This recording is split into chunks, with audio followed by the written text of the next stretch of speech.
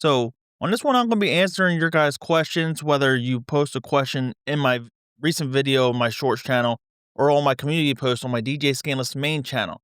So one of the very first questions I got was, what would death row be like if Suge Knight never went to prison and Interscope still distributed death row?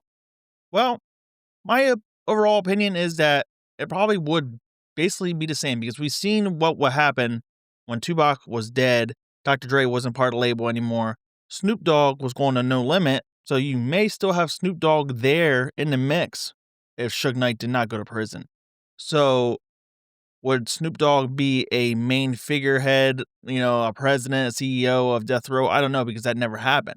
I think Suge would still brought in a Tupac sound like the realist, a Snoop Dogg sound like Top Dog, and very much so. I don't think he would have ever rebounded the label and got it to where it was in '96 because Tupac is very irreplaceable. So I think the only way for Death Row to have survived is with Tupac. So if Tupac would have survived, even if Snoop would have left and Dre would have left, I think Tupac, even though he would have been all in movies in Hollywood and concentrating on, his businesses and stuff like that, even if he had drama with Suge over royalties and shit like that, I think he would have still been able to manage Death Row Records, Machiavelli Records, and sign new artists such as DMX, Rough Riders, Wu-Tang, and artists like that are common, you know, not really miss or anything like that, but always associated with Death Row Records because there's a rumor out there that, DMX and Rough Riders were going to sign to Death Row in 95.